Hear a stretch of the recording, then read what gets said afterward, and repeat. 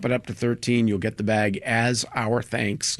888-376-9692 or WNYC.org. Again, this is our spring pledge drive. We really are relying on you to keep this going. Again, federal funding for public media is under threat. We're not sure if it's going to be here for us in the future. Very strong signals that it will not be, which means that we are really relying on you, the public in public media, to step up and keep this strong in our community. 888-376-9692 or WNYC.org. And thanks. WNYC is supported by Parsons Dance, performing world premieres by David Parsons and Rena Butler, and repertory works like Caught. Performances take place at the Joyce Theater now through May 24th. Tickets at joyce.org. WNYC, independent journalism in the public interest. 93.9 FM and AM 820. NPR News and the New York Conversation.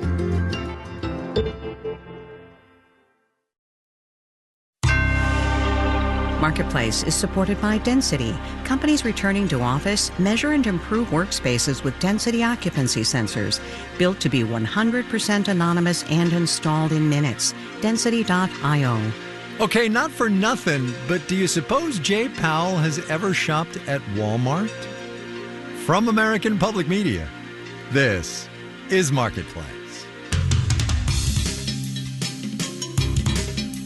Marketplace is supported by Gamma. Gamma uses AI to generate presentations, websites, social media, and documents from a single prompt.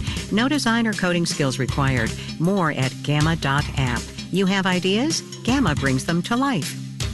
And by the Peter G. Peterson Foundation, a nonpartisan organization dedicated to raising awareness and accelerating action on America's fiscal challenges to build a brighter economic. WNYC is supported by Carnegie Hall, which presents Yevgeny Kissin and Friends in 2 nights of Shostakovich Chamber Works on May 28th and May 31st. Tickets at carnegiehall.org. This summer season, with so many bottles to choose from, Total Wine & More helps shoppers love what they find. Total Wine & More. Drink responsibly. B21. In Los Angeles, I'm Kai Rizdal. It is Thursday today, the 15th of May. Good as always to have you along, everybody. We're going to do a little 1-2 at the top of the program today, a little back and forth, a little compare and contrast, if you will. The featured players are Jay Powell, chair of the Board of Governors, as you know, of the Federal Reserve Bank of the United States, and John David Rainey, the chief financial officer at Walmart. Chair Powell, the floor is yours, sir. We may be entering a period of more frequent and potentially more persistent supply shocks, a difficult challenge for the economy and for central banks. And, oh, by the way, for consumers and retailers, that was a Fed chair this morning at a conference in Washington. John David Rainey was speaking this morning on CNBC after Walmart's earnings announcement. We're wired to keep prices low for customers.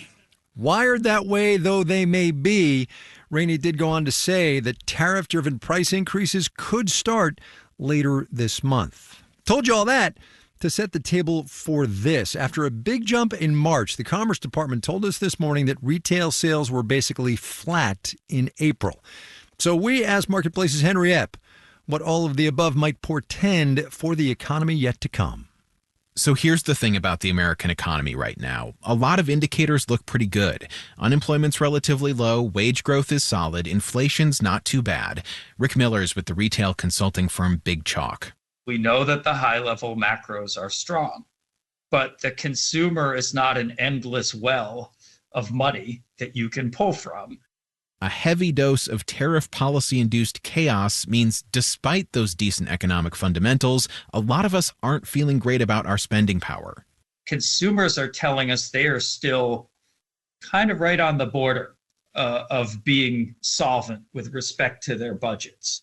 Which is not exactly a great place to be when the businesses where you shop say they'll increase prices soon.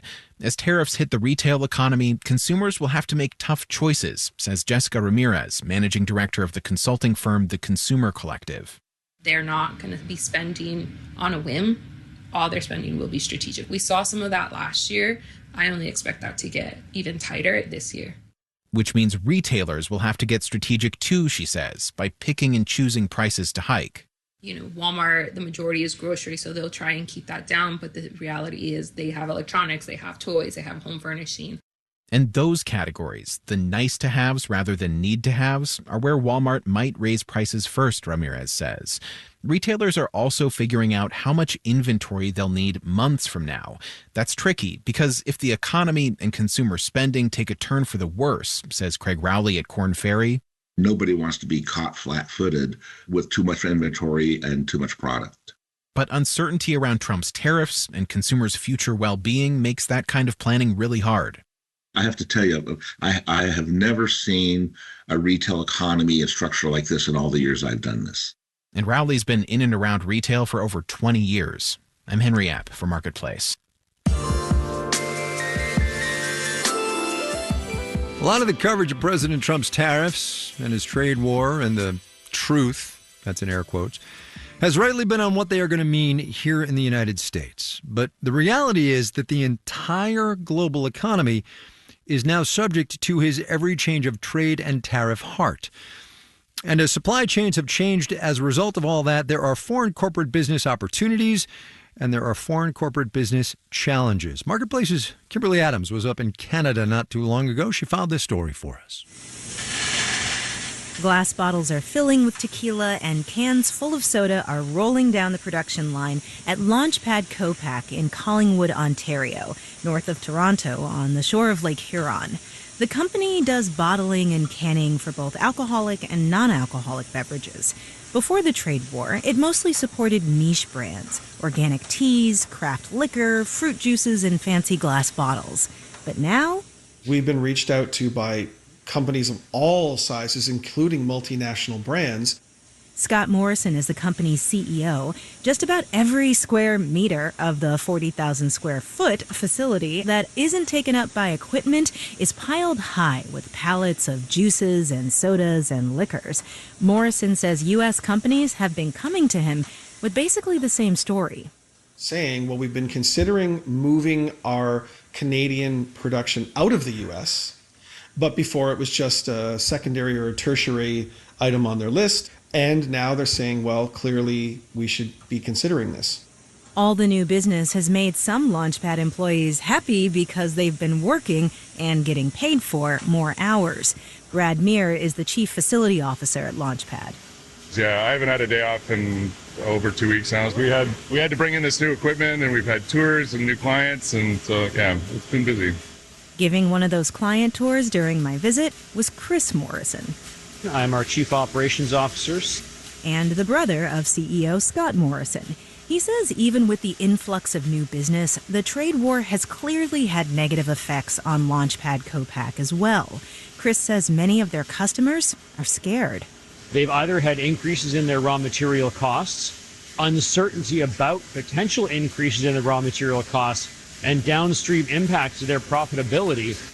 And that's the case more broadly throughout Ontario's economy. A few companies may see a boost, but a lot of sectors are already hurting. The U.S. is Ontario's most important trading partner, accounting for 77% of the province's international goods exports and 60% of its services exports. Jeffrey Novak is the Financial Accountability Officer for the Legislative Assembly of Ontario. He and his team crunched the numbers on how the tariffs, at least as they stood in mid-April, would impact the region. They found that if the tariffs on both sides of the border were to continue, that means that we would need to enter into what we're calling a modest recession later in the year. GDP growth in the region would slow to less than half of what it would be without tariffs, and Novak says there would be anywhere from 69,000 to 190,000 fewer jobs in the province by next year. And that potential economic harm is eliciting another kind of reaction here in Ontario, says Launchpad Copac CEO Scott Morrison. Everybody's been so hurt on an emotional level by feeling like the betrayal of this whole thing. That, too, he says, is driving more business his way from companies all over Canada that used to bottle and can their products in the Chicago area or elsewhere in the U.S. All of the new business could end up doubling or even tripling the production his company did last year. Morrison just upgraded equipment that will increase the plant's production capacity, and he says he's thinking about hiring more people to help with the work. Because once his clients have shifted their supply chains, I don't think they're going to revert back ever again. I think this has now changed the landscape. Morrison says he's asked several of his new clients if they'll stick with him even if the tariffs go away, and they're telling him, given the economic uncertainty south of the border, production in Canada is now part of their long-term strategy. In Collingwood, Ontario, I'm Kimberly Adams for Marketplace. Let's do the numbers. Dow Industrial's up 271 today, 0.7%, 42,322. The Nasdaq gave back 34 points, about 0.2%, 19,112. S&P 500 added 24 points, about 0.4%, 59,016. Walmart, as we mentioned earlier, said it's going to start raising prices because of the tariffs. In fact, the nation's biggest retailer has already jacked up prices on certain goods that have been impacted by said tariffs. Walmart stock today down about 0.5%. Even John Deere cannot escape the tariff man. The equipment manufacturer said it incurred $100 million in tariff expenses last quarter. Expects the total for the year to be over $500 million. Nevertheless, Deere stock up nearly 4% today. Bonds up as well. Yield on the 10-year T-note thus down 4.43%. You're listening to Marketplace. The Numbers is supported by Odoo.com, your entire business on one platform. Marketplace is supported by Commvault. Businesses can recover data as well as cloud applications and platforms after a cyber attack in just minutes with Commvault, so they can become a continuous business. And by Raymond James, a firm focused on transforming lives, businesses, and communities through tailored wealth management, banking, and capital markets solutions. Disclosures at raymondjames.com. And by WSJ Plus, a news bundle that brings together business and finance insights from the Wall Street Journal, MarketWatch, Barron's, and Investors Business Daily, all on one platform, so readers can explore every angle.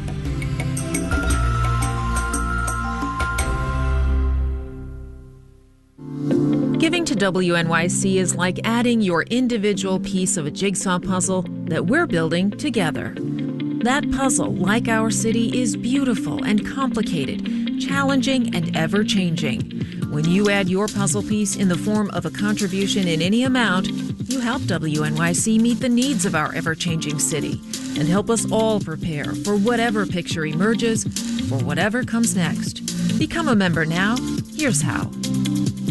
Call 888-376-9692. You can also go online to WNYC.org. Click on Donate. I'm Sean Carlson here with Jay Clayton from our membership department, and this is our Spring Pledge Drive here at WNYC. And the message of this drive is quite simple. You know, like it's not some complicated funding formula where we have to take all this time to explain it to you. It's pretty simple in that federal funding for public media is at risk. There's a chance that we may not have that there for us in the future. That's just the signals we're getting from Washington for any number of reasons. That may not be there for us. So what we're asking for you to do is help up and fill that gap. It really is a very simple message, and yet it's such an urgent one because public media, while it's never been so as valuable as it is right now, it's also never been as vulnerable as it is right in this moment. So we're hoping that you hear that message, you hear that clarion call, and you pick up the phone and contribute to keep this strong for everybody in our community.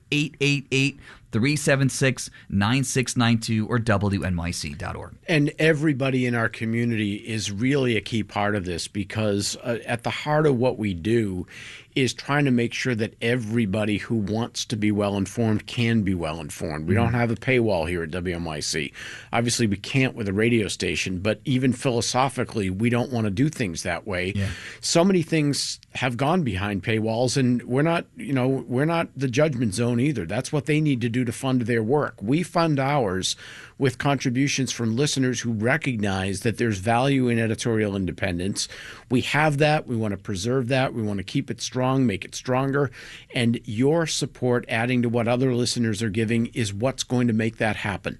That's why Sean and I are here asking you to start a monthly gift for WNYC, because if we lose that funding, Sean, as you and I were saying earlier, if we lose that funding, it's not a this year problem. It's an every year change. It's forever, right? It's a fundamental shift in our funding mix that we'd be looking at. So starting a monthly gift and keeping that going for as long as you can is the most meaningful thing you can do right now for WNYC.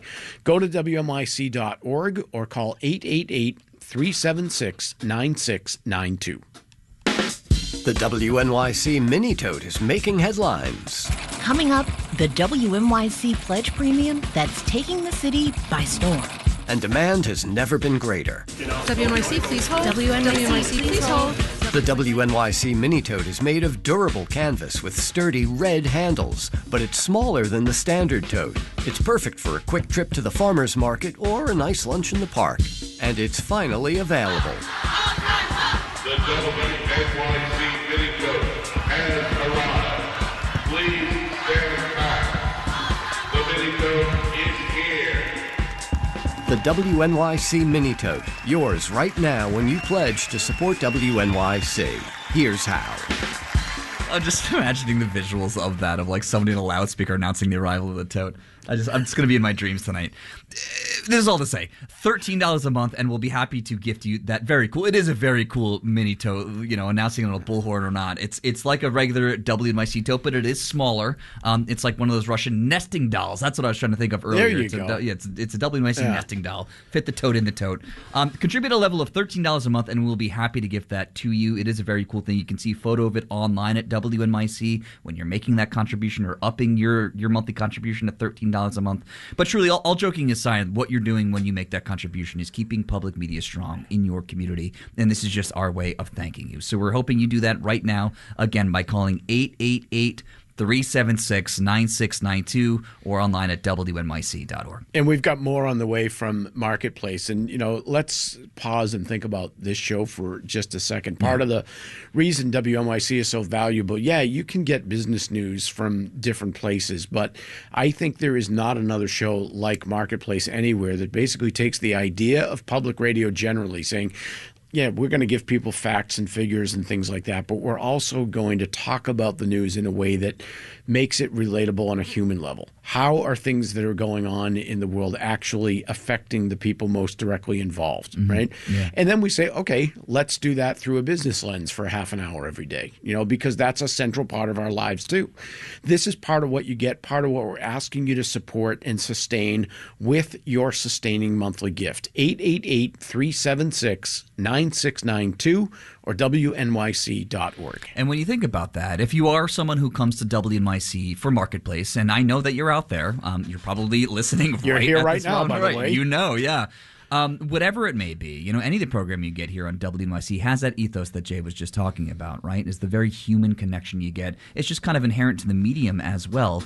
That's what you get with WNYC, and what makes it so good and so rich and so powerful is the fact that it is powered by listener dollars. And in this moment, we often say you are the public and public media. In this moment when we are under the threat of losing federal funding, more than ever, you are the public and public media that will help sustain this work and keep it thriving for another century. So we're hoping that you pick up the phone and call now, 888-376-9692, or donate at WNYC.org. And thanks.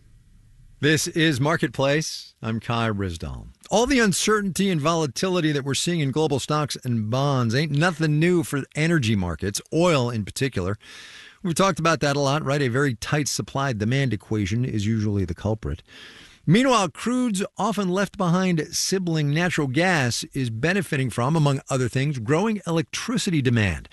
There's some new analysis out today from S&P Global Commodity Insights that shows U.S. natural gas companies are catching up to big oil in their valuations. Marketplace's Elizabeth Troval explains why nat gas is getting a boost. Demand for U.S. natural gas, which heats our homes and generates electricity, is at a record high. Richard Meyer is with the American Gas Association. The market right now is pretty remarkable. One reason, liquefied natural gas, which we are shipping overseas to different markets and certainly our allies in Europe. Growing electricity demand to power data centers is also shaping natural gas markets. And UC Davis's Matt Zaragoza-Watkins says sometimes those data centers are being intentionally built in places where there's already abundant natural gas available. That's going to give producers a steady and growing source of demand, and it's going to give those data center operators a reliable and low-cost source of natural gas. Take the growing data center hub in northern Appalachia, which sits on top of the Marcellus Shale, a major natural gas producing region in the world, says Penn State's Seth Blumsack. So we are basically sitting on just a gold mine of pretty easily accessible, fairly low cost fuel for power plants.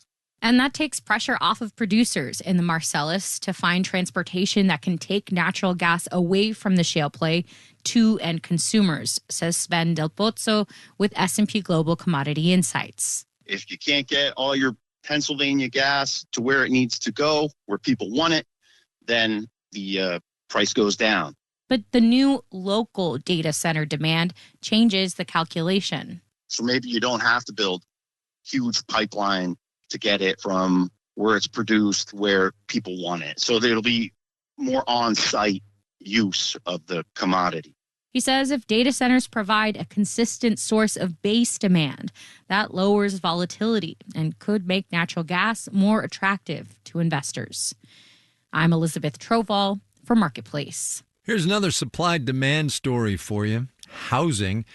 Not enough of it, of course, so the housing stock we do have is expensive, and one would imagine that would be a boost for the people who build housing. One would be imagining wrong. Homebuilder confidence fell hard last month, so says a new data survey from the National Association of Home Builders, because, as Marketplace's Daniel Ackerman reports, the housing market right now is a tale of two time horizons. In the long term, home building is a good business to be in, says Anirban Basu, CEO of Sage Policy Group. It's outrageously good for home builders. As good as almost any industry in America, with the possible exception of things like artificial intelligence.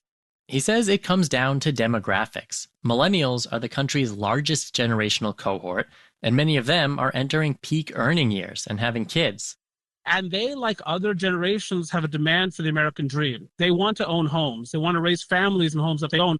Here in the short term, though, the big problem for home builders is they just can't produce houses those families can afford. There are a bunch of different reasons for that, says Basu. One is stepped-up immigration enforcement against the many undocumented workers in the industry. That could cause further shortages of workers and therefore higher costs of delivering construction services. Plus, financing costs are still elevated, says Rose Quint, VP for Survey Research at the National Association of Home Builders. Builders are telling us that these high mortgage rates are keeping buyers on the sidelines. And that's been the reason behind a rather soft spring selling season. And of course, there's the whole tariff roller coaster. The 30% tax on most Chinese imports is less than before, but still significant. And Quint says home builders import a lot from China. We get appliances, a lot of lighting fixtures, a lot of trim, a lot of doors. Add these problems all together, and it's rough out there for many home builders. Stephen Ramsey is Deputy Research Director at Thompson Research Group, and he doesn't see conditions for home builders improving this year. But looking ahead, I mean, if the horizon is long enough, the demand is there and there is not enough homes. So that is a good thing over the long horizon.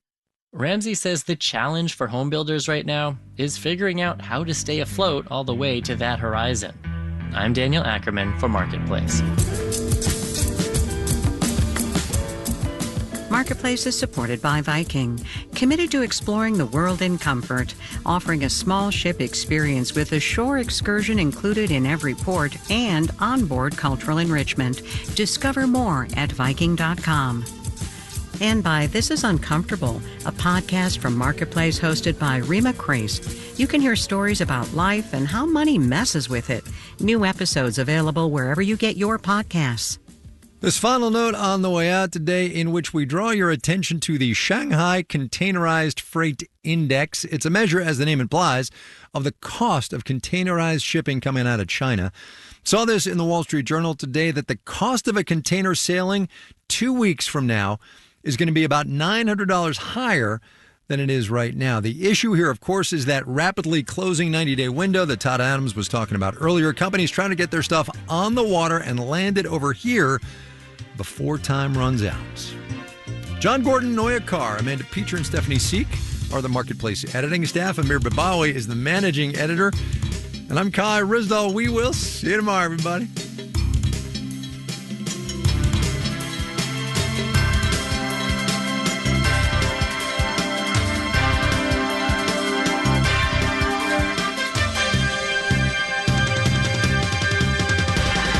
This is APM.